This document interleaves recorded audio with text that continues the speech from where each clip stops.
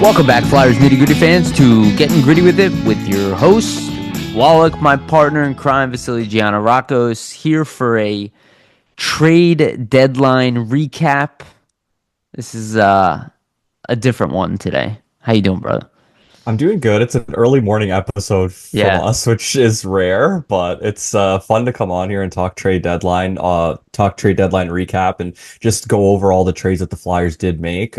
Three trades yesterday. Obviously the Scott Laughton one being the most significant, so we're going to recap all of that. In total, yesterday there was 24 trades involving 47 players on deadline day. So it just shows there was a good amount of movement yesterday across the league, not just in terms of the Flyers. yeah. We're gonna go through all of that. So this is not gonna be like a normal episode. It won't be as long or anything like that. We're gonna keep it pretty focused to just trade deadline stuff. But we'll talk about the three trades the Flyers made. We'll talk a little bit about next season. We're gonna kind of, if you watched last episode, we're gonna kind of revisit what we did a little bit. We're not go as in depth, but we'll just touch base on where the Flyers are based off of our analysis last time. And then we'll go through some notable trades from around the NHL as well. So we'll talk about the NHL also. I do want to give a shout out to our sponsors, though. Jim Steaks, 4th and South. Make sure to go get yourself a cheesesteak from Jim's.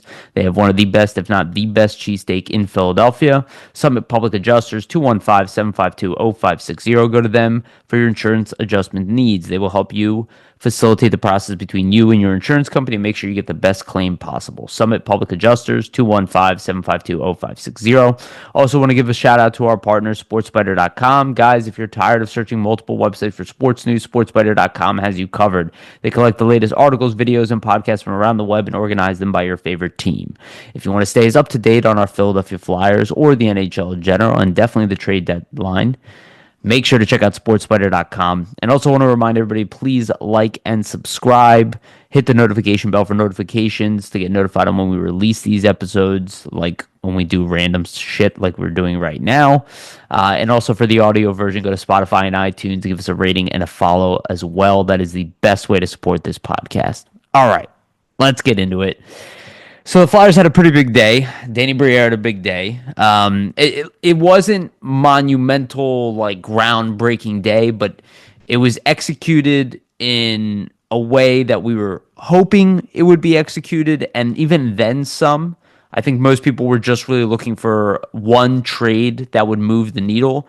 I wouldn't say there was three trades that moved the needle, but the subsequent other two trades of Kusmeco and Erik Johnson, I think, that was kind of just a signal of where this team really stands, what they were really thinking of. And quite frankly, we have not been accurate. We talk about it all the time. We don't really know who he's going to trade. We were kind of 50-50 on Laughton or 60-40 or whatever. But we knew there was a high likelihood. We were talking about it in the preseason that we were saying that this is the year to trade Scott Laughton. And quite frankly, with the premium set at center position this year, probably was the max value you could get for Scott Laughton. And Danny Briere really took advantage of it. But let's go through the less exciting trade first. Then we'll talk about Laughton. Then we'll talk about Johnson. And then we'll do our recap stuff. So let's talk about the Andrei Kusmeco trade. Kusmeco was moved to Los Angeles almost said Lakers. Los Angeles Kings. He was retained at 50%. So the Flyers retained the 2.7, something like that, value of his cap for the remainder of the season for the final 20 games here. They received a 2027 third round pick from the LA Kings. Briere did bring this up in his press conference, how this was kind of a last second thing that just popped up, which means somebody called on Kusmenko. Not that surprising. Vasili, I think you brought this up last episode. Like a team out there would be looking for like additional scoring punch throughout their lineup, right? He had 5 points in 7 games here. He's a valuable player from a scoring standpoint, especially if you're just a good team and you just want to add something. He was relatively cheap. I was already coming in this. I said this last episode. I did not think the Flyers were going to bring him back. Just looking at the roster landscape, again, that's why we did that whole exercise last week. So I'm not surprised he was traded at all. I think it was the right move to do because I don't think, even if he played well, the Flyers would have re-signed him. I think they have different priorities. Um, Maybe people feel differently, but I never thought that he was coming back. I always thought that he was just like here temporarily. And even if they didn't trade him, he was just here for like additional scoring punch till the remainder of the season.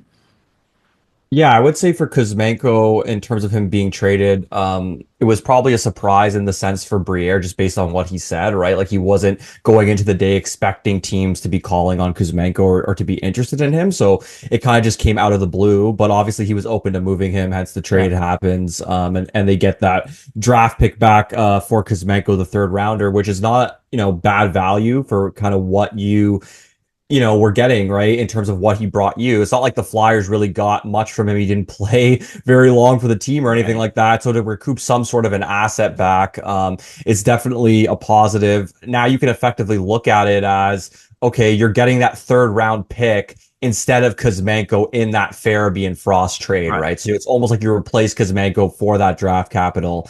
And I think for the Flyers too, I would imagine based on their wing situation, just the fact they have so many wingers, it would have been a tough, situation to probably keep Kuzmenko and, afford him a spot that's guaranteed on this roster. And I would imagine that, with what they saw in his play, it was probably enough for them to understand, okay, hey, if we do want to bring him back, maybe down the line, sure, we can explore that in the offseason, but there's no need for us to keep him now. We've already kind of seen enough and know what he brings to the table here. So I think in terms of their evaluation of Kuzmenko, I Sure. just think that it was already probably completed. They saw enough of him. I'm assuming they've seen him before, Yeah.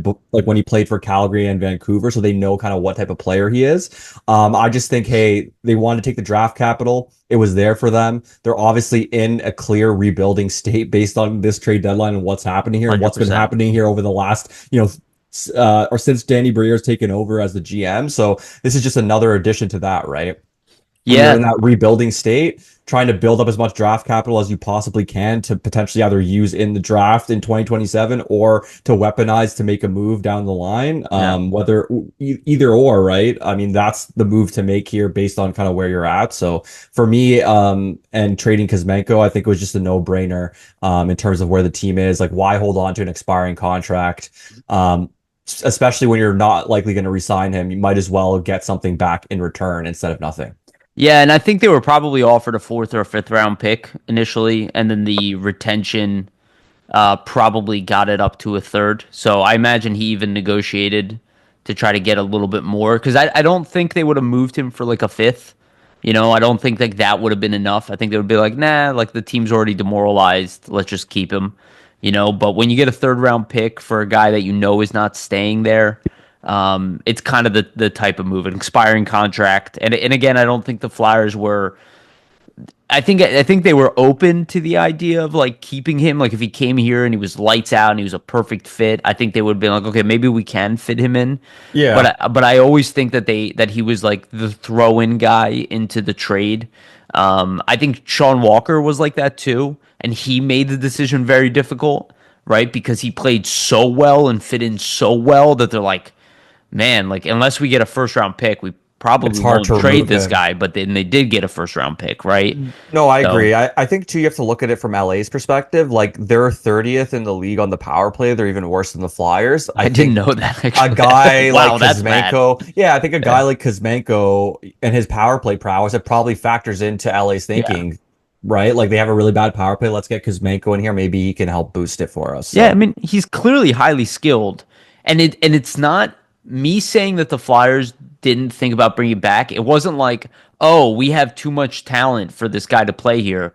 And we'll go through this. they It's just have just too many wingers it's already. it So yes, it's that, but it's also like you look at the cap space that the Flyers are accruing, and you look at what their actual goal is as a team, and I'm like, okay, it's not that they don't want another winger with skill, it's that is not top priority. And going yeah. into the offseason, I think they want a Well, clean slate. you don't want to allocate that money that you're creating to a position that you're already have a lot of wealth in, right? Like the Yeah. Flyers are already a wealthy team on the wing. And if you look at just like assets and currency based on wingers and their depth and how many wingers they have and how many wingers they have that can produce from those positions, what they really need to do is try to use the cap space that they've created for themselves and address the center position in some way, right? And that's Yeah. obviously one of the goals. It appears, anyways. Yeah, no, 100%, bro.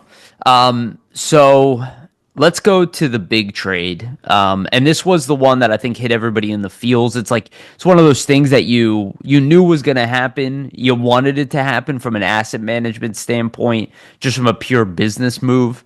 But not one that's easy to swallow just because the guy's been here since he's It's been drafted. 2012, yeah. I think he was the second longest tenure flyer behind Couturier, I would imagine. Um, Yeah, and I believe so. Yeah. yeah, so Scott Laughton was traded inevitably for not a haul, but a very good return. The Philadelphia Flyers received a 2000. He was traded to the Maple Leafs for a 2027 first round pick. We weren't sure at first of what the first round pick was, whether it was 26 or It's 27. top 10 protected as well. Right, thank you. The 26 pick, which is top 5 protected, actually, which is weird. I guess it's safer for them. But 26 protected was traded to Boston in the Brandon Carlo trade. They did receive Russian winger, and I would call him still a prospect, Nikita Zhirbankin. Grabenkin. It's Gabrenkin, but it's probably not said Gabrenkin. My father spoke Russian. It's probably Zhi, Okay. not G, but It's the Americanized we're version. gonna call him Gabronkin. I was watching like videos on him, and there's like people say it so many different ways. But I was watching a KHL video, and it was Gabronkin.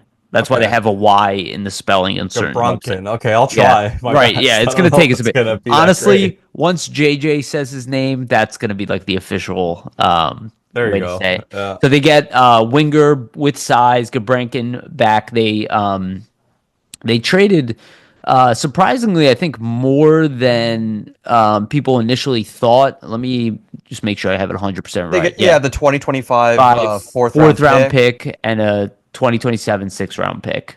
And again, yeah, 50% retained on Scott Laughton's contract as Yeah, so the well. Flyers will keep 1.5 million of that for the next Year little bit season here. and Yeah. season and a quarter.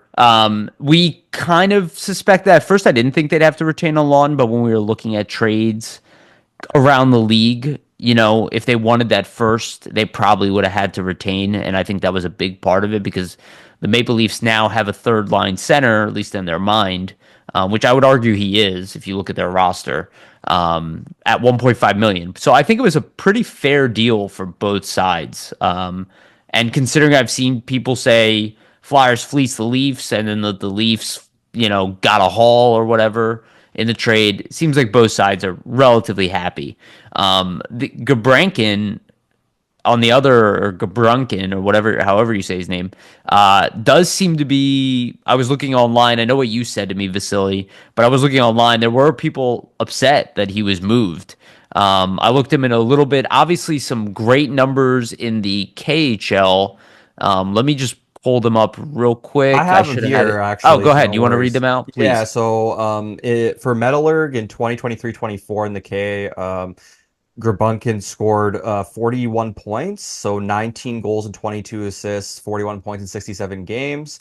He played 7 games in the NHL for the Leafs this season, 0 points, but he did have a really great quote. If you're in Toronto, you would have saw it on TV. He said back check, paycheck, forecheck when I they saw said, that. yeah, when they said like what matters to him the most about the game or something.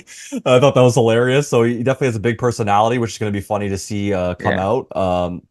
And then for the Marlies this season in 39 games, he's got 21 points, 9 goals, and 12 assists. He, So just in terms of production at the KHL level, at the AHL level, there's some scoring prowess for sure. Yeah, and I just want to add one more thing. So even the previous year in the KHL, he did have 26 points in well, it's two 45 different games. yeah, Yeah. 45 games. He did play for Metalburg as well for 7 games. He had no points, but he was on loan and had a pretty good season. So pretty good or KHL player for his age, because he would have been 19, 20 at that point. Yeah, and they So won the cup. Like the team he was on in 2023-24 Metallurg, they won the Gagarin Cup. So he went into a deep run in the KHL and had experience doing that. So I'm sure that's beneficial, for a young player as well. yeah, and that return seems good. I mean, I think ultimately we would want the 2026 pick, but the 2027 is not bad. The Flyers might not ever even make that pick. That might Yeah, be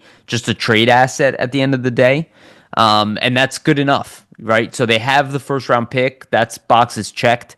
Top 10 protected shouldn't really affect. The Leafs probably are not going to collapse to be a bottom 10 team. definitely not. They Yeah. might maybe fall to 15 or something at that point, but I don't think so. So it's pretty safe to say it's going to be, the bottom, 1/3 of the draft. So really good, nice return with the first round pick. Danny Briere has been sticking to his guns the whole time. I think if he would have came in and just got like a second round pick, probably would have been disappointing just because I of don't think they would have traded him for a second right, rounder exactly. at that point, right? Yeah.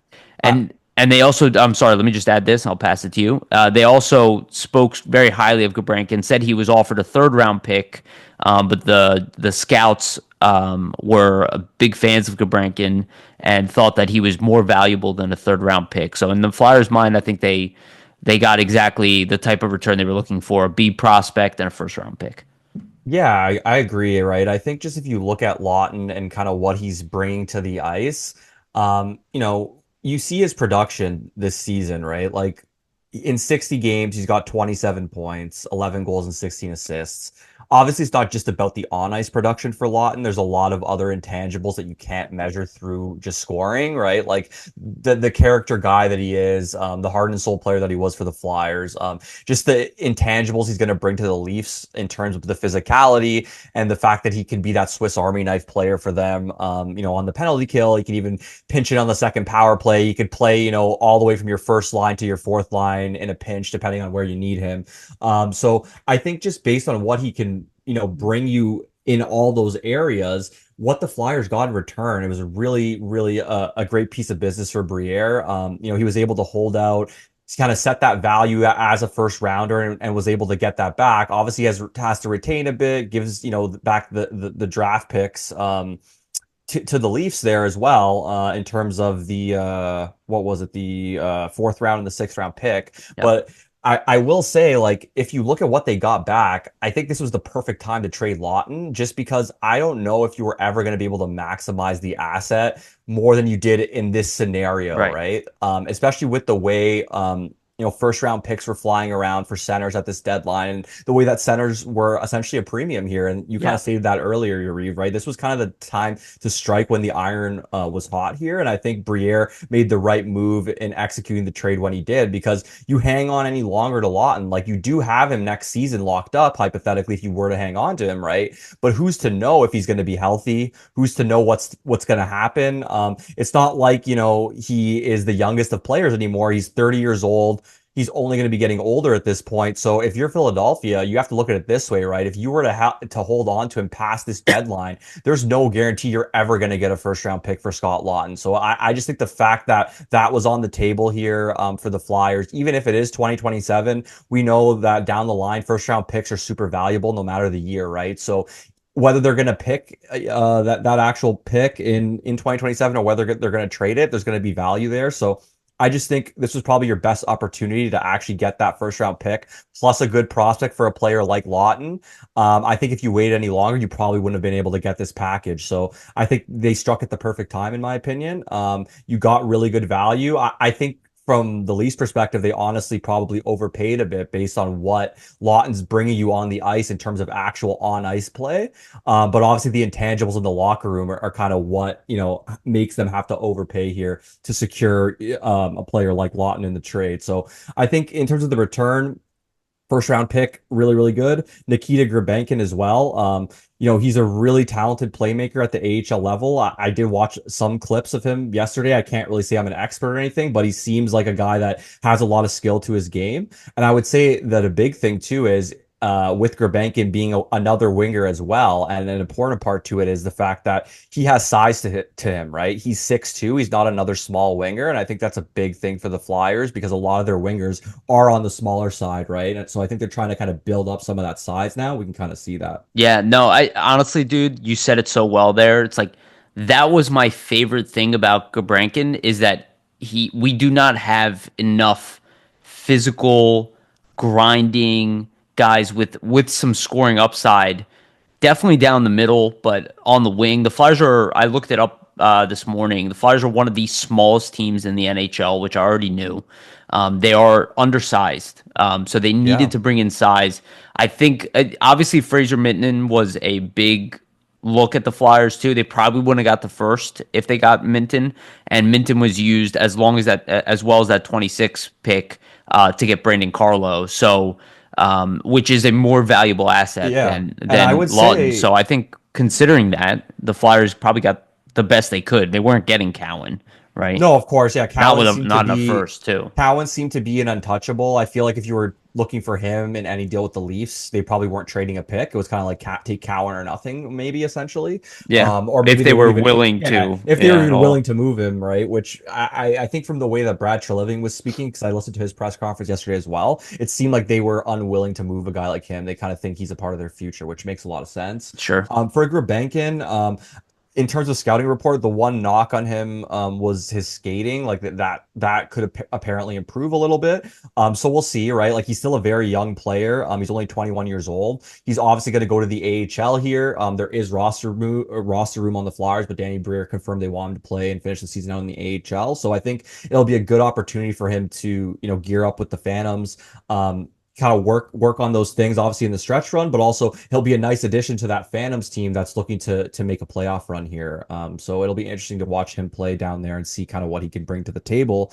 And then the last thing I wanted to mention on Gurbankin as well is Bob McKenzie mentioned on the TSN broadcast yesterday for the trade deadline day that him and Matvey Michkov are apparently pals, which I mean, I don't think that's too much of a surprise, but that's also something to note. Well, he's an actual KHL player who is around Michkov's Michkov's age. age, yeah. So probably Michkov has played with him growing up to some degree, right? I think And in the Russian national team they played together. Yeah. yeah, and Gabrankin being in the KHL at 19 years old and being successful, it gives me it kind of pauses me a little bit. It's kind of surprising he didn't put up any points. It's a very short stint in the NHL, but he might actually be like a third line guy in the NHL of the Yeah. future. At least he's Well, progressing that way. shout out to Alex Appleyard because I was listening to the PHLY broadcast yesterday. He was mentioning on Gurbankin that I believe the last two KHL seasons that Gurbankin played in, the only players around his age group that produced more than him or were younger than him that produced more was Michkov and Danila Yurov. So if Yeah. you're thinking about the company of other prospects that he's kind of in the ilk with in terms of production in that league, there's really not many other players that were producing like him, and the guys that are guys that are projected to be top of the lineup players in the NHL Yeah. someday, like Michkov and Yurov, right? So it's pretty encouraging stuff. Yeah, and we don't need Gabrankin to come in here and be a top six forward, but if he can end up being a valuable NHL player, maybe PK, maybe, just grinding, maybe able to produce like 35 points at the NHL You know level, who I think of maybe like a max comparison? 50. I think of like a comparison for Gurbankin a little bit. Kind of like a Barbashev role. Like he was never a guy that's going to light the world on fire. Barbashev is, but he's always been a guy that's been tenacious and been a guy that can help a team out. So I think that would be kind of a good comparison, right? Like he's also, I believe, 6'1", Barbashev, 203, kind of the same build, kind of the same type of player almost in a sense. Yeah. Barbashev maybe a little bit more of a shooter than a playmaker, but maybe a similar like that. Yeah, I and would that say. that is the word that Gabrankin is more of a playmaker than a scorer. But I mean, which is actually a really good sign because he's a big body and he's physical, and we just do not have enough of these guys. So I'm actually really happy with this trade as far as a return. I would have preferred a big, strong center just because we really need them. But again, the first round pick allows us to go for that in 2027 if we need it. Again, and Gabrankin being a little bit older, he's not that far off from the NHL too, right? He enters the camp of the Tuomalas, Could be next season for him yeah, potentially. right, exactly. Like he could be one of those guys who makes an impression in preseason, right? So we'll see. He's going straight to the AHL. So he's not going to be with the Flyers. Maybe he gets called up. It is possible. The Flyers have already called up Rodrigo Abels and Ule Lixell as well as Emil Andre. So those are probably going to be the guys who remain with the Flyers for the remainder of the year, which makes sense. But it's interesting to see, if somebody drops off. And the Flyers have gotten younger. I mean, they have Jacob Peltier now, right, who's 23. They have Gabrankin who's 21, right? They removed two guys who were in their mid 20s, 24, 25, 26, depending on when you want to scale their age. And then Kusmenco now, who is, I think, 29 years old at this point. And then, we'll talk about the next trade but with Eric Johnson. This team just got considerably younger. We talked about it. They're the third youngest team in the league. They are 100% rebuilding. This is a rebuilding move Yeah, I and a mean, rebuilding attitude in the trade deadline in general. no, 1,000%, right? Since Danny Briere's been named the GM, Yariv, he's traded 19 of the 35 total players that he's inherited. So for Yeah. anybody that's thinking that it's not a rebuild at this point, right? He's traded almost half the team since he's been the GM, which kind of points to the fact that there's been a lot of overturn here at this point. Like there's been Yes. I think this is almost like the end of the evaluation period for this regime where Yes. they've looked at a lot of these players that they've seen, they've evaluated, they've made their dissertations in the fact of, okay, who do we think we need to keep that can be here for the long haul? Who do we think we need to move? Obviously, some tough decisions in there with moving, a lot and a Farabee Frost, guys that are really good in the locker room, guys that you might have wanted to keep, but also guys I think that they realize they need to subtract to take a step forward in a sense. And in my opinion, I think it's pretty earmarked that the next two off seasons here are really going to be the point of this rebuild and kind of the inflection point for this regime where they begin to actually add to this roster, not just subtract, right? Yeah. Yeah. And this is pretty much what we told you guys, right? Like we've been talking about this for a long time that this year and next year were going to be big off seasons. Next year being the big one. And again, just follow the money. And the money has been freed up. So the Flyers have plenty of space, which again is Yeah, why I go to the Kuzmenko thing where I'm like, they're freeing up this money. They're not freeing it up for a guy like Kuzmenko.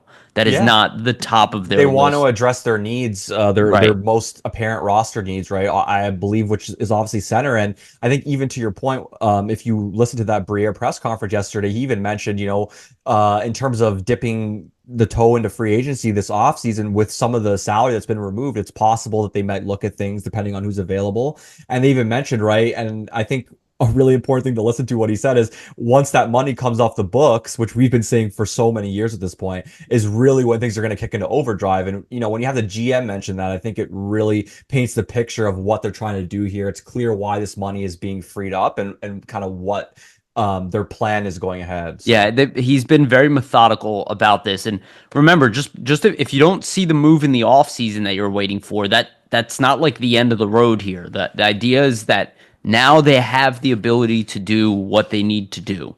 So when that opportunity arises, and Briere mentioned this too, it's about the right player, right? We've Yeah, seen this team, and this is what Chuck Fletcher was knocked on quite a bit, is that outside of Ryan Ellis, who he did have bad luck with, right? A lot of the guys he brought over, they weren't necessarily the right guy. They were just the best guy available at the time. And that's not necessarily what this team needs to be doing. They need to hold on to this cap space and wait for their window. Find that punch, right? Find that opening. When you're fighting somebody, you look for openings, right? Like they're looking for an opening of an opportunity for them to pounce on, and they have the assets and they have the cap space now. now they're flexible, right? Like they have the Right. flexibility to make a move if needed, whereas They're before they were a little bit strapped in terms of the cash, right? Now the cap space is there, so if that move does arise or if that opportunity does present itself, they can actually execute.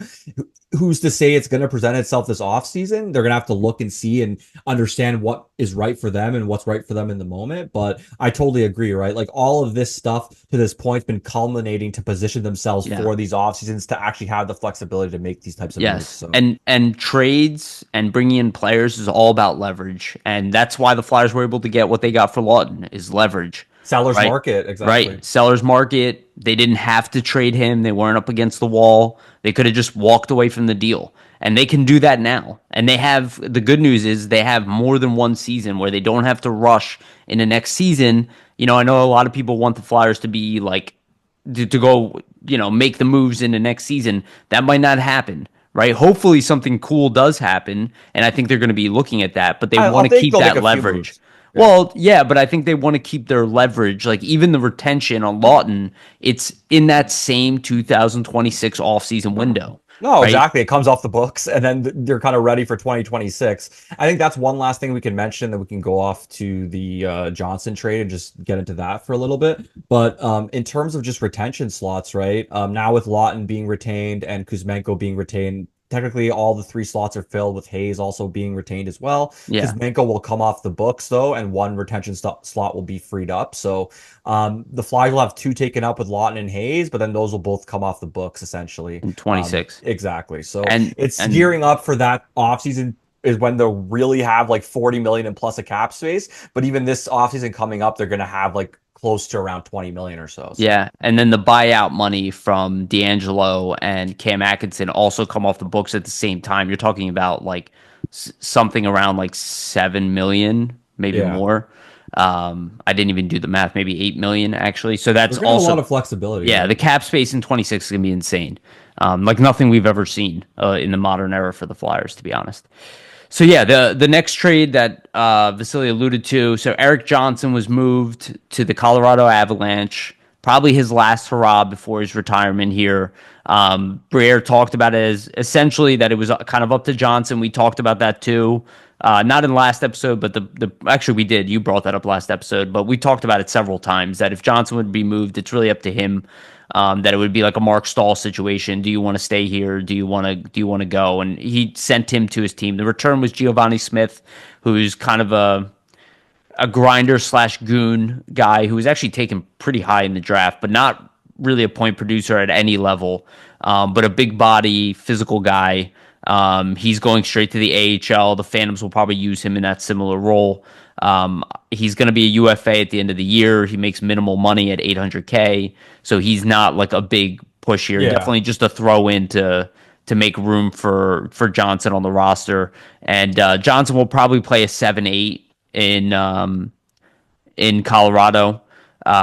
So, but maybe with what Colorado's done, maybe win himself a cup. He's also just a great guy to have in the locker room. I think the Flyers will miss him. They lost several guys that were key to this locker room over the past month. So this team's taking a hit emotionally.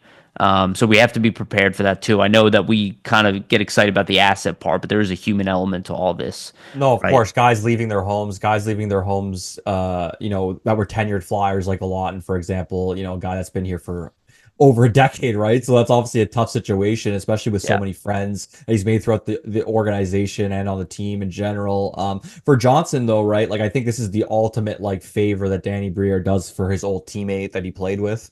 Yeah. Right? Like in terms of getting to trade him back to his old team that he used to be the captain of, that he won a cup with a few years back. I think it's just a really great thing for Briere to do, for Johnson, for a character guy that seems to be, somebody that everybody loves in the locker room, no matter what team he's on, right? He just seems like a really stand-up guy. Yeah. A lot of those Avs players still were on that team when he won the cup with them. So I imagine that's a part of it, right? Like they know he's a great locker room guy. They know he's also a guy that could step in a pinch and he could still be pretty effective on the bottom pair. We've seen it this season where he's Yeah. had some effective moments. So I think for the Avs, it's a fun trade for them to bring, their former captain back, a guy they won the cup with back, and hopefully they can go on a long run with him. I'd love to see Johnson raise another cup. I'd love to see the Avs win again, right? They was such a fun team to watch. So that would be interesting to see them go on a long run. And to your point, right, Giovanni Smith coming back. I'm not sure what Colorado's contract situation might be, but I'm imagining that they might have had to send Smith back to be able to take Johnson and his contract, perhaps. So it makes Well, sense. There may be some money involved as well, like they had to take Smith's money back in order, for them to fit Johnson in. So something along those lines. yeah, I think this also adds to our previous point, though, is Giovanni Smith is a big body, tough guy. He had that moment where he tried to fight Michkov earlier in the year when he was playing for San Jose.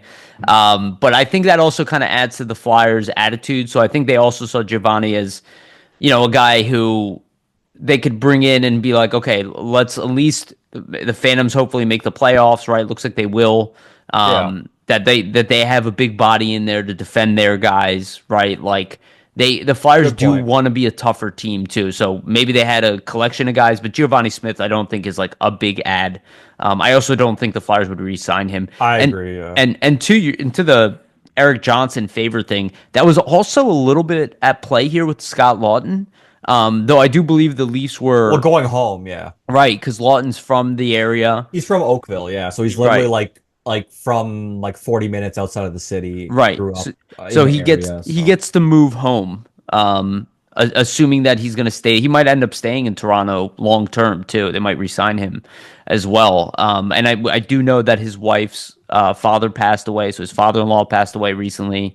So it is kind of one of those things where they're not moving them to a brand new city where they don't know anybody and anything like that. Like yeah. you If you anything, can it's a homecoming, right? right, and you can see Danny Briere is very methodical in the way that he does things, and I think it was somewhat coincidence. Like if Toronto didn't want Laughton, I think they still would have moved him. But I do think that maybe there was a little bit of a priority there, just to do well Well, by Laughton as well. it's clear they respect Lawton and value what he brings as a person and with his character and everything. So I think they weren't trying to blindside him. And to me, I feel like he was probably aware at this point or like he was probably pretty aware that he was gonna be moving. Hence that Yeah, Last Supper picture. Like yeah, I don't he think this knew. was. Yeah, I don't think this was a situation where like they blindsided him or weren't sure about it. I think the management staff was pretty open to the fact that hey, you could be traded here. And it's great that to see the Flyers and Danny Briere do right by him. Like Briere mentioned this in the presser. I have the quote here. He said, "For Lawton having the chance to go back home with the tragedy that they had to endure this season as a family, it was tough to let him go. The return was amazing, and on top of it, giving him the chance to play for his hometown team, I think that's pretty cool. So I just think for Briere, that was an added bonus, and for the Flyers, right, to be able to do right by him and then also get the return you're looking for, it's kind of a win-win situation, not only for the Flyers and for the Leafs, but also for Lawton and his family as well, right? And if you look at it from the I think both teams' perspectives, like even though I think in terms of what Lawton's bringing in on ice production, like in terms of points, it might be a little bit of an overpay for the first and the prospect, right? But then if you think about what the Leafs are trying to do and kind of what they need to put them over the hump, this is kind of a perfect acquisition for them and what they need for their depth and what they need for their center position in the playoffs. For the Flyers, right? Like that 27 draft pick, if it is going to be made, it's not going to be made for years. So for the Leafs, it's not really like a big deal to trade that. But for Philadelphia, being a rebuilding team trying to contend around, 2027, that first round pick could be a really big asset, whether you trade it or whether you make the draft pick. So I think for Yeah, both teams, it's a really fair trade, actually. yeah, 100%. Um, yeah, so good job on Danny. I think the overall very successful. I think most fans have walked away feeling good on the direction of the team. I don't know why anybody would be questioning the direction of the team at this point. I was confused why it was being questioned prior. Now, if you're still questioning it, I don't. I would. It's I'm pretty not sure clear if you're what they're paying trying to attention. do. Yeah, it's pretty clear what they're trying to do, in my opinion. Yeah, they're the third youngest team in the league. They have open cap space. They're going to have an insane amount of open cap space going into 2026. So And as of draft right, capital, a lot of draft yes, capital. yes, So more than we have seen in the modern era for sure. So let's take a look at the roster real quick, and then we'll do our recap of the overall NHL. So let me just share my screen. So yeah, let me go to the actual. So I did what I did last time. Just kind of put together a quick roster. Now removing Scott Laughton from it. Obviously, I didn't have Kusmeco on here too, but so just putting this together, and this is also based off of what Danny was saying about Abel's being called up. I don't know if he's going to get re-signed because of his age. He could. It's possible. I know they like him. I did re-sign Lixell. I have him up with the team. I don't think the lines are going to change too much from what we showed you last time. We don't know what next season will be. Gabrankin might make the team. Flyers will probably add players. This is not a reflection of what I think the final roster will be. But this overall, is I just more did. like what they have, right? Yes, and I did pull up Emil Andre this time. As I do expect, kind of with this move and them saying he's going to be here for the remainder of the year, that they're kind of like, okay, He's graduated. Yeah. yeah, and we mentioned this last time that like Igor Zamula might end up being like one, he might end up getting traded, but he also, can be relegated to a number 7 spot. They could rotate guys in. But this looks to be kind of the overall roster going into it. I'm assuming Lixell is going to get a 1 year deal. He might also walk in UFA as well. But I know they like him, and the He fact that they're going may. to give him a long look here at the end of the season, he might get re-signed on I a think this is for short Lixell, this term is like a stint. proving ground in a sense, right? Like this is going to be really he's had stints before, but I don't think he's really had stints before where he's played like a 20 games straight or anything like that and had like a prominent role or a real prominent chance. So it'll be interesting to see how he performs. I think one thing to obviously mention, especially on the Zamula thing that you brought up, is there was rumors and there was a couple calls on him. So not to say that that means they're going to move him at any point, but if they think there's maybe other D prospects they might want to give a shot to, it's perhaps they move Zamula to make room to give like a guy like a Hunter McDonald a shot or another one of their younger prospects if they kind of want to rotate them in for next season, perhaps. Another thing to mention too, just based off the roster that I'm seeing, right? Jet Lachenko's in there. Danny B did mention in his presser that they were kind of exploring and seeing, what might happen with Jet with the OHL and his season in Guelph. Guelph was making a bit of a playoff push. It still doesn't look like they'll make it. So perhaps we see Lachenko return for the end of the season and get into 4 or 5 games. So it'll be interesting. Yeah, and he's being political with that statement. He's not going to be like, "Oh, it doesn't look like the Guelph's going to make the playoffs." He's like, "They No, of know they're course, they're yeah, they're trying," so he's not going to put them down publicly. of Um, course. so again, we're assuming Luchenko will be on this team. I think he probably. I don't think he's going to spend time in the AHL. I don't think he's that type of prospect. So my thought is he's either in the NHL next year or he's going to be playing for Guelph, and quite frankly, those are the rules as well based off of his age. So we'll see. He's going to be turning 19 in the summer. So we'll see if he, actually is going to be joining the Flyers roster or not next year. Assuming he will, this is their center position as we stands right now. But you can see this is not like an ideal situation with centers, No. right? Where, but it's also not the worst. They might No. opt to go with this We too said and it. We hold said it on to their last cap episode space. as well, though, right? Like more likely than not, I just think based on the setup of this roster, just based on the cap space, the extra cap space they've now opened up for this offseason by moving the Farabee, by moving Frost, by moving Laughton. I think if the opportunity does arise to add at center and it makes sense for what they're trying to do. So what I mean by that is like a younger center between the ages of like 22 and 28. I think based on whatever the money or whatever trade or whatever assets it might take to get something like that or get a player like that, I think they will try to make a move like that. It just depends if that opportunity arises and if it's the right player. I don't think they're going to force feed moves here, right? So they're in a position where they can add to this roster now based on the flexibility. Doesn't necessarily mean it's going to happen, but they have the ability to do it if the right kind of plays and pieces come up and they kind of want to get into making a trade here. So Yeah. And you can see, man, I just keep thinking about how valuable Jet Luchenko is now. I know he's not like a big center, but he plays bigger. He's strong for his size, for sure. Just like how he's an desperately. important piece for the Well, Flyers. he's the smallest center of this group. Yeah. And you can see that like the attitude is to have size down the middle, and they need size and skill down the middle.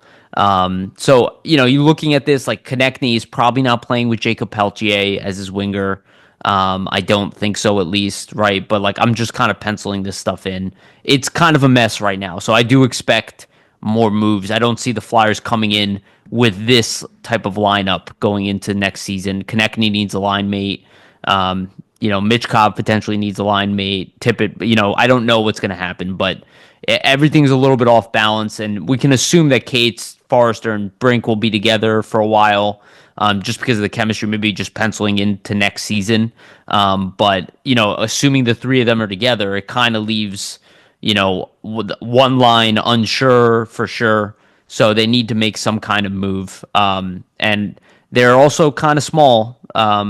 As well. Like Konechny is smaller, Brink is smaller, Peltier is smaller. Delorier is probably he's going to be in the last year of his deal, So he's probably going to be relegated to, Yeah. 13th, 14th forward. Or it could be a guy they move in the offseason, Yes, perhaps. Who or knows? or a guy that gets sent to the minors, which potentially could happen too. Just like Ryan Reeves was just waived I recently, believe, yeah. right? Like it's not that Deloria has no value. Actually, in certain instances, he definitely has value, and we've seen stuff like that. But he's not ideal player to have in an everyday lineup anymore. Yeah, the defense can be about the same. I put Andre in the lineup. I think that Andre is going to be playing in the lineup. I agree. I agree. Probably today as we record. I wouldn't be surprised if he's in the lineup for Zamula today. I think they Especially want to after give the him a big. I think they want to give him a big look, right? Like I think this is kind of the end of the season. We know that he's had good stretches before. Give him these final 19, 20 games here straight, not pulling him out, not sending him back to the minors, kind of see if he can get accustomed and see if he can really build upon his game. That's yeah. my interpretation of it. Yeah. And I think the goaltending situation is going to stay the same, whether people like it or not. I think Samuel Ersson and Fedotov are going to be the goalies going into next season. And Kolosov will be the number 3 with Bjarnason most likely coming up to be the Yeah. backup for Kolosov. And just to add, Kolosov Go was ahead. sent to the Yeah. minors yesterday Yeah. after we were calling for it the last Finally. episode. Well, it didn't really make a lot of sense. Like, why are you just staying with the NHL team, not getting any reps? I think he needs to be playing, and I think the Phantoms could use, him particularly as their starter. He's a very talented goalie, so I think having him being, their netminder is a beneficial thing for them versus who else they were trotting out there. Even though Yeah. Parker Gahagan was playing well, Kolosov is the better goalie, right? Yes. And so now it's going to be Peterson and Kolosov in net for the Phantoms.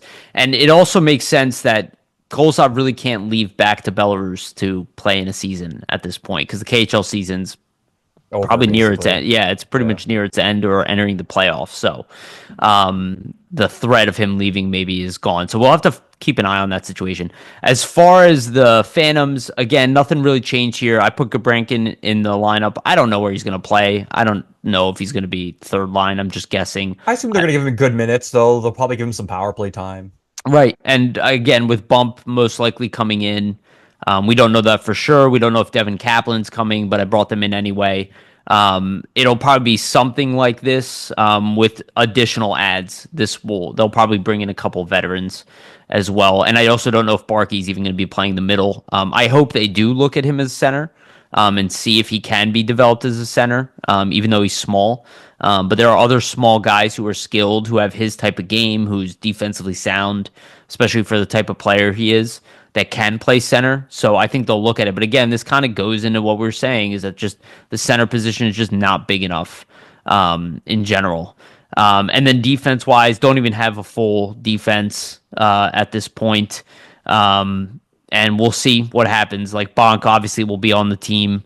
But there will be probably additional ads. There's some Yeah, they might other resign guys out there. Gleason. They might resign Gleason. Yeah, they He's could. acquired. There's also Belpedio who they could re-sign.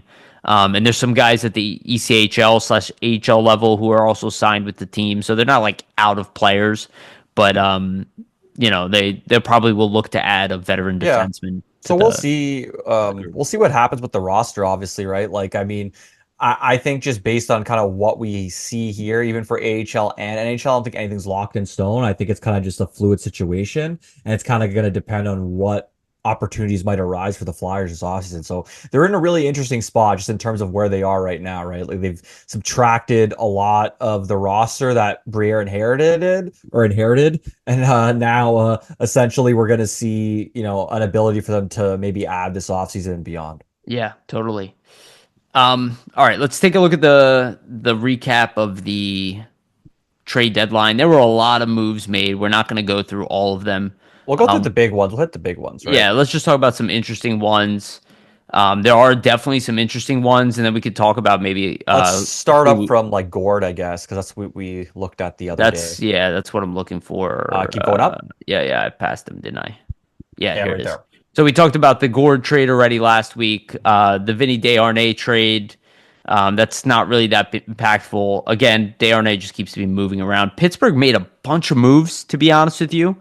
They actually did a really good job to revitalize their potential prospect pool. They picked up a lot of picks Yeah. So a lot of second round picks too. Didn't So trade Raquel though, so that's interesting. he's got a big contract.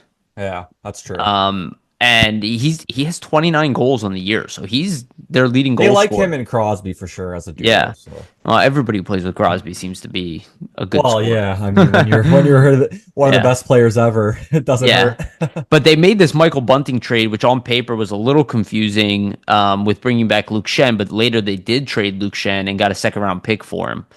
So good move by the Penguins on this one. So they got a second round pick and Tommy Novak essentially for Michael Bunting and a fourth. So not too bad. You want Bunting to is look at the Rantanen trade? yeah. Well, we'll get to that. The Dumoulin trade. This is a guy I brought up as a good free agent that's out there, Brian Dumoulin. So New Jersey adds him, which I thought was a good move. Um, let's see if there's anything else The that's Waldman trade was an interesting one from Edmonton's perspective. yes, that would yes. It's a funny one for San Jose, considering that they brought him in basically for nothing and then ended up recouping picks. Like, It was a great trade for them. yeah, right. He Like, was their just best defender. that's what I mean. But just think about like rehabbing that value. It just kind of shows that sometimes you can take players off that waiver wire and could turn it into something. It's not always going to be a lost cause, Yeah. right? So I think that's something to remember with a guy I like Waldman. I assume that condition is winning the Stanley Cup, or at I least making the Stanley believe. Cup. But Jake Wallman as an add to the Edmonton Oilers, great move. I got to Yeah, say, I definitely. really like what the Oilers have done. The Bruins have also they kind of went on a tear of trades, Yeah. which was Full seller yeah, mode for them. which was I think really nice for them. They got a bunch of picks. So the Brock Nelson trade was obviously a big one. Brock Nelson ends up going to the Colorado Avalanche. They paid a haul. Lou Lamoriello really got his money's worth. So they got, obviously a first round pick, a conditional third, probably drops to a fourth if they don't win the Stanley Cup or Callum something. Ritchie is the big win, I think, for me of Right. that one, right? Like you Yes. get your first round pick, but he's looking like he's going to be a pretty good prospect, especially based on his performance at the World Juniors. Canada didn't do the greatest, but he looked like one of their best players. So Yeah, and they took on Oliver Shillington, and again Colorado bringing in Johnson will probably help them there. Shillington ended up getting traded again to Anaheim, so they didn't really need Shillington. But yeah, the Callum Ritchie ad and a first round pick. It's really exactly what the Islanders needed. They did a great job, right? An A level prospect with a late first round pick. I don't think they could have really asked for more for an expiring contract for Brock Nelson. And quite frankly, if they really want, they can re-sign Nelson in the offseason. He's an expiring yeah, contract. exactly. So it could work out really well, though I don't think that this type of move the Islanders need to make right now to bring Brock Nelson back. But Lou Lamoriello loves his guys, so No, of course. In Colorado, right? They really did a great job kind of shoring up their center depth with the moves they made. yeah, 100%. Another good trade for the Penguins. They traded Bolivier, who's having a pretty decent season. Got a second round pick from Washington, because Washington needed to get better. Yeah, Um, Bavilier, I mean, it'll be a depth add for them. Like he's okay. I think Washington's actually, to be honest, if you look at the rest of the East, they're kind of the big loser. They didn't really add anybody in terms of the arms race, but I will say that they are the more of a younger team. So I think they're just kind of trying to see what their own young guys can do in the playoffs versus like add to that group at this and they point. still have a lot of picks. I went through and Yeah. I looked at the remainder of assets from a pick standpoint of all of the teams in the league, and like Winnipeg has all of their picks. And they're Like still the they best team in the league. yes. Yeah. So like some teams, they didn't pay these prices. Maybe they went in, but they're like, we're a good team. We're gonna add one guy and just move Yeah. forward. And I think it was a good move by Washington. They made a lot of moves in the offseason. They didn't have to go crazy. So this is another one of the big trades, the Dylan Cousins trade. So Ottawa lands Dylan Cousins in the end. They got a second round pick and Dennis Gilbert as well, or Gilbert, however you want to say it, for Josh Norris, which and Jacob Bernard Docker, and obviously the big pieces there being Cousins and Norris being essentially the swap. Yeah. Cousins having a down year, and Norris just having consistent injury issues. The interesting thing is Norris is Matthew or Brady Tkachuk's best friend, and things were already a little questionable there. But I don't think it's going to create any tension. I mean, Dylan Cousins was a player that they needed. They needed a guy who was in the lineup consistently, and I think Ottawa wins this trade off the sheer fact that Cousins is more of a healthy player. But I Yeah. think if Norris finds health, I think it's a even. Hey, I mean, I think everybody's kind of overlooking Norris a bit. I know he's been injury prone, but he does have 20 goals this season. Right, he's a good. He's having a pretty good season. He has had a lot of injuries, but he's only 25. So like, if he can put those injuries behind him, he's just about to be entering his prime. So this could be a really good deal for Buffalo. And it could also be a really good deal for Ottawa with Dylan Cousins. I think this is kind of one of those trades where it might be a win-win situation for everybody, where I think maybe Norris, but I just needed a change of scenery based on kind of what was happening with him in Ottawa, and the same thing with Cousins in Buffalo, right? See, I would hate to be the Buffalo Sabres. I feel like every trade they're in is in a lack of leverage. You know what I mean? Potentially, yeah, You know potentially. what I But mean? they might have gotten the better player. Like everybody loves Cousins and all, but I mean, Josh Norris, he's a guy who had 35 goals. 35 goals in 66 games at one point. So it's not like they got a guy who's a scrub or anything. No, not at all. That's what I said. If he's healthy, then Buffalo did well. Yeah. Well, But that's a again, question mark, right? And right, that's why Ottawa got rid of him. So yeah. So let's talk about the big one. This is obviously a monster trade. So Mikko Rantanen ends up with the Dallas Stars, who everybody knows they needed additional talent at they this needed point. Rantanen, of Yeah, course. they only lose Logan Stankoven off of their roster. A very valuable player, one of the best young players in the league, especially from a rookie standpoint. Got 2 first-round picks and 2 third-round picks. I'm sure the conditionals are like top 5 protected. I didn't look into it. Yeah. But a good haul for Carolina. Again, I don't think this is the type of trade they wanted, right? I In think they wanted to retrospect, keep Rantanen if they could right. have, And I but think, they probably, considering the position they're in, they would have been better off with Natchez and not Jarvis, who was the guy they traded? Jack. Drury. Yeah, Yeah, Jack well, Drury. if you're just thinking about their playoff chances this season, I mean, this significantly hurts them, right? Like they don't have a Ignatius now going into the playoffs. They don't have a Rantanen. They do have Stankoven, who I think in 4 or 5 years is going to be a really impactful player for them. And I think long term is a great deal for them because you turn Ignatius, that you are essentially having contract issues with, into Stankoven and into 2 more first rounders and 2 more third rounders. So the value's there for them. Yes. But just in terms of, being able to compete this season for a cup, I think you kind of let the wind out of your fan base's sails a bit, right? Like this is kind of almost like, hey, we had to make this move to step back and make sure we don't, lose Rantanen for nothing type deal. And I think that's where you look at Tulski and you're just like, why wasn't the due diligence done in the situation to know if Rantanen was going to sign, right? Like it doesn't make a lot of sense to me. Rantanen does sign an 8-year, $96 million contract with Dallas. I believe the AAV on that's 12 million. My math is terrible, so Yeah. but yeah, don't mind that. But either way, I mean, Dallas gets Rantanen at a really good price, right? And I think the no income tax definitely plays a factor. But for Carolina, I just can't help but think this is just like a terrible look for them in all aspects, Yeah. basically.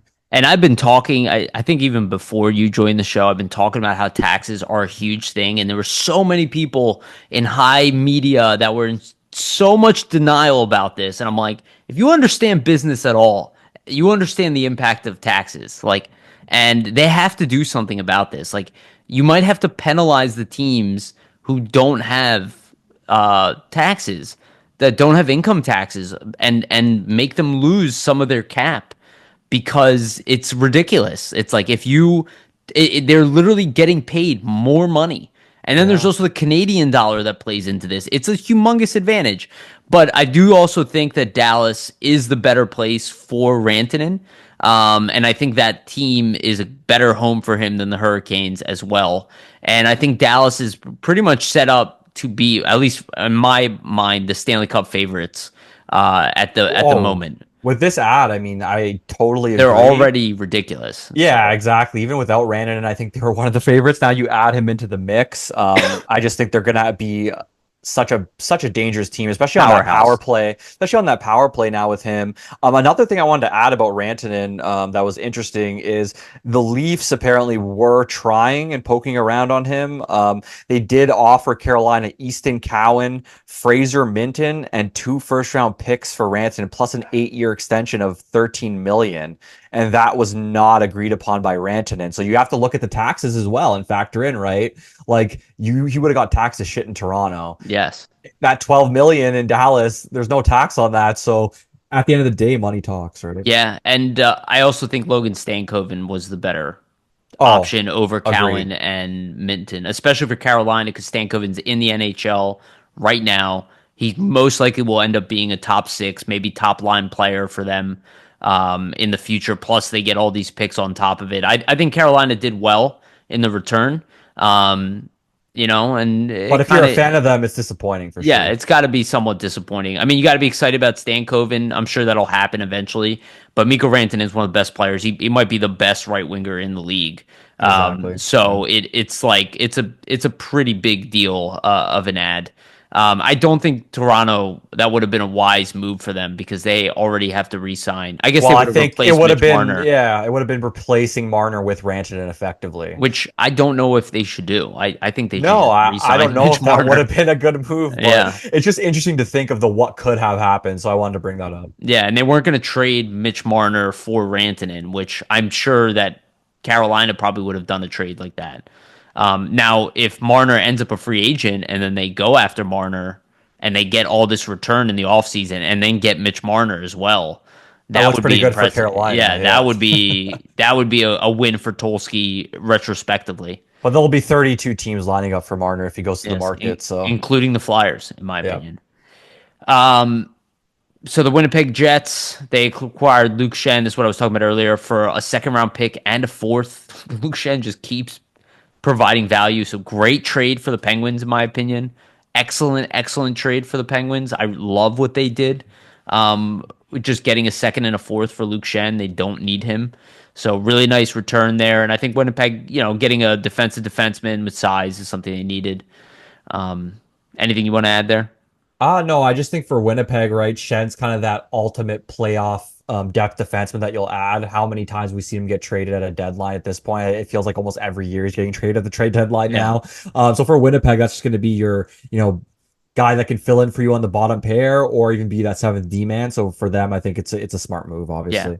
No Great. risk, really. Yeah, for sure. Brandon Tanev from the Kraken for a second round pick. Speedy, really good bottom 6 forward in the NHL. Good ad for Winnipeg. Yeah, both good depth adds for them. I think Yeah. just based on what their team's doing, like they don't need to make major moves. Like we saw how they were playing the other night against the Flyers, right? Like they're a very dangerous team. So just being able to add these depth pieces will go a long way for them. Yeah, 100%, bro.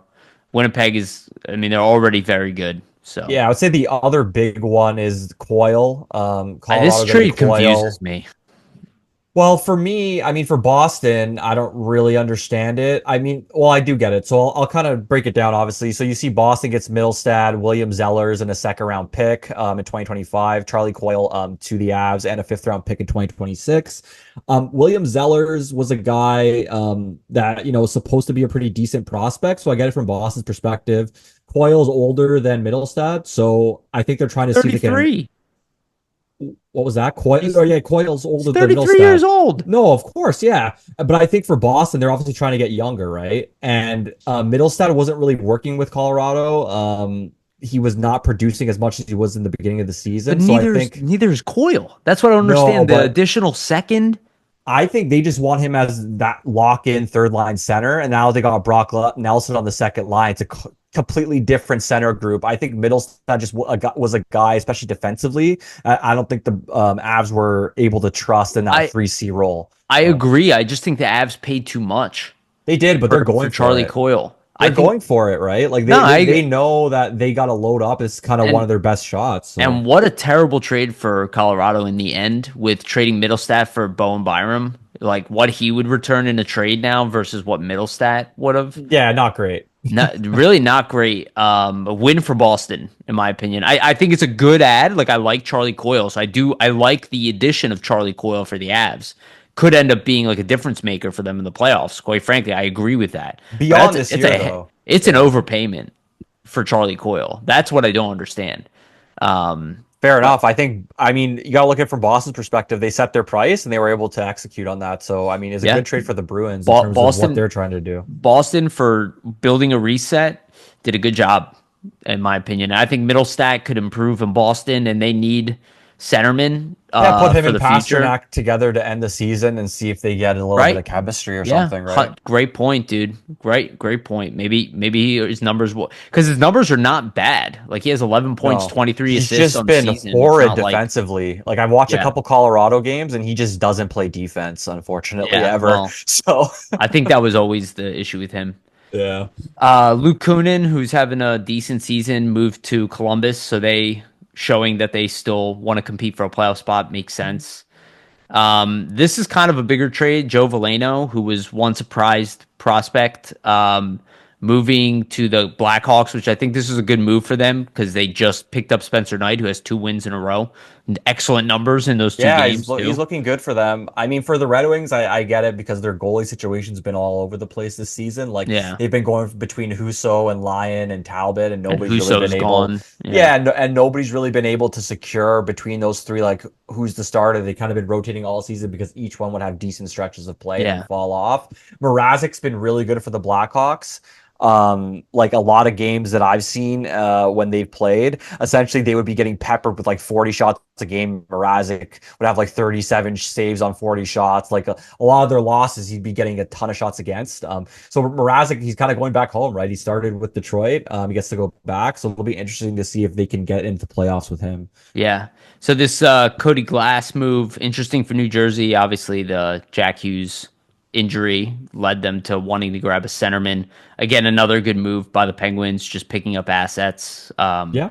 for guys. I think this was Third round pick for Cody Glass is pretty nuts for me. Like right, I didn't right. realize he could fetch a third rounder, but Well, there multiple picks or multiple assets moved in this one, but yeah, yeah, like I yeah. said, Penguins did really well. And then this was another one of the big trades. Obviously, the Brad Marchand, 50% retained, conditional second round pick. I assume that's Stanley Cup. It's really not a lot for Brad Yeah, Marchand. I mean, he I is was 36, but still.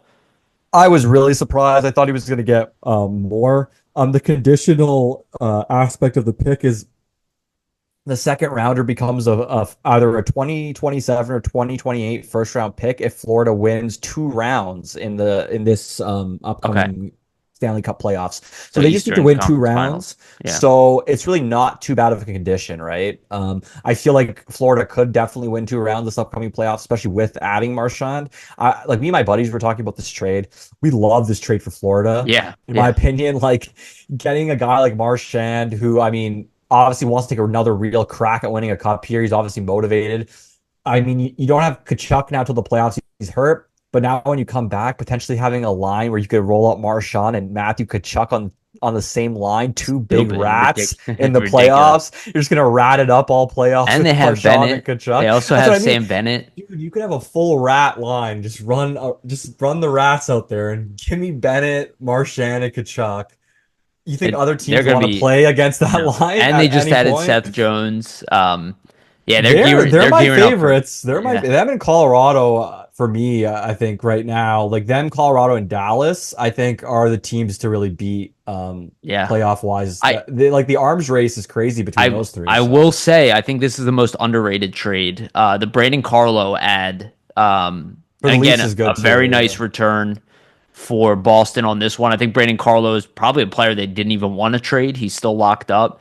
And Top four D man, I right? think he's going to retire a Leaf, this guy. I think they've been dying for a guy like him, which is why they went out and gave Tanev so much money. This is an amazing ad by the Leafs. Him I and think Morgan Riley as a pair will be really good. yeah, So I love Brandon Carlo. So big defenseman, very good at defense.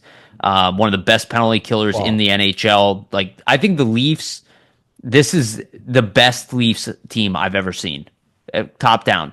well, in terms of just being playoff ready, I think this is the most playoff ready roster they've had in years, right? From So goaltending to defense to forwards, yeah. yeah. I mean, goaltending is their only question mark, I would say, actually, just Well, because Well, not because of the play of Stolars and Wool, just because Stolars has never started a playoff game before, and Joseph Wool only has 4 playoff starts. So like they Sure. still have no experience, but they are good goaltenders. So I Right. think behind this Leafs team, they should have success. I just think what the Leafs have done in terms of, being able to add guys that over these last 2 years that have actual playoff experience has been a real key for them, Well, right? Where their prior rosters Colorado hasn't has really had a lot. Blackwood. He's not like anything that No, amazing, you know. I think none of these teams are. I mean, the closest thing to perfect is Dallas, I think Dallas is the favorite. Them in Florida for me, right? But then you and have the Leafs Edmonton. coming in, Edmonton too. Yeah, Yeah, yeah. No, there's a few teams. I'm sorry, I'm all over the place a little bit, but that's I okay. love the. I think this is a hefty price to pay for Carlo, but this is a guy who's probably going to be part of this team for a while. So I Yeah, think this wasn't a guy they acquired to just get rid of. So yes, and they got 50% retention on Carlo's contract, which I think has 4 years left or 3 years. So it was a big move. I love what Toronto did. Again, Eric Johnson, we brought that up. Some of these, I guess, Albe Kubel moved for Brandstrom. Not a big these are kind trade, of just the but final, yeah, like the final ones trickling in here. Nothing crazy in terms of names or yeah. anything. Just more like late round picks for guys trying to move contracts around and things like that, right? Yoki Haru, I'm a little surprised, was moved for a fourth round pick to Boston. That was Yeah, I surprising. just feel like a lot of guys want to leave Buffalo at this point. That's what it looks like to me based on this trade deadline. It just seems like a lot of guys want to get out of that situation. They're just Yes. trading any for everyone left, right, and center for any picks they can get. I mean, at this point, Buffalo has to be the most disappointing franchise in the league probably over the last Yes. like 15, 20 years in terms of just what they've been doing consistently. It's like they're almost in a consistent rut they can never get themselves out of here. Yeah. Um, Yeah, but and yeah, this then was really fun yeah. trade deadline, right? I think this is probably the most exciting deadline that the league has had in years, just in terms of big names moving and also guys moving that you wouldn't have necessarily expected. Like I don't think anybody necessarily thought that Brad Marchand had to move or anything, right? And to see him get traded kind of out of the blue there, that's pretty fun. Also to see a guy like Rantanen. And then just to add an end from the Flyers perspective, I think Danny Briere as a GM really executed well in this trade deadline. In terms of freeing up, if you like add the Morgan Frost and Farabee trade to kind of the deadline moves, essentially, you can look at it and say that the Flyers really were subtractors this trade deadline, right? You got rid of a Morgan Frost, you got rid of a Joel Farabee, you got rid of a Scott Laughton, you got rid of an Andre Kuzmenko, you got rid of an Eric Johnson. You added a lot of draft capital. You added a really good prospect in Nikita Grabenkin. And you've clearly had painted the picture that the Flyers, were sellers. They, subtracted a lot of players since Briere's taken over as a GM here, and it's clear they're in this rebuilding state. Where they go from here, who's to say? But I think we are seeing, the beginnings of this team looking to add coming into the offseason and beyond. Yeah. That was perfect summary, Vasili. Perfect. I I'm think we glad can. I hit all the points. Yeah, you did. I think we can just end on that. That was hell of an off season or hell of a trade deadline. Very interesting trade deadline. It was good. And good on Danny. And we'll see where things go. Obviously, we'll have more information as we move forward. Anything else you want to leave our audience with? We'll cut it at this. No, I am going to write an analysis article on all the trades. So it's either going to be up at maybe after the game or maybe tomorrow. Keep an eye out on flyersnittygritty.com, but there'll be something up. And there's a bunch of other articles already analyzing the trade from Jamie Basco and all our other writers. So everybody, please, go check that out if you want to, read about the trades and all the news that kind of took place yesterday. Sounds good, man. Sounds good. All right. Thank you, everybody, for listening. We hope you guys enjoyed this quick recap. Just want to remind everybody, please like and subscribe. Hit the notification bell for notifications when we release these episodes. For the audio version, go to Spotify and iTunes and give us a follow and a rating there as well. We really, really appreciate it. Obviously, we're putting in our time to try to make sure that the show is good. So we hope people are enjoying it. And also a shout out to our sponsor, Jim Steaks at 4th and South. Make sure to go get yourself a cheesesteak from Jim's. They have one of the best, if not the best, cheesesteak in Philadelphia. Shout out to Public Summit Adjusters, 215-752-0560. Go to them for your insurance facilitation needs. They will help you between you and your insurance company. Again, Public Summit Adjusters, 215-752-0560. And shout out to SportsSpider.com. They are our partners. They aggregate sports news from all over the internet and bring them into one place. Our stuff is pinned at the top, and the link to them is in the description. Again, thank you everybody for listening. We love you, and remember, always stay gritty.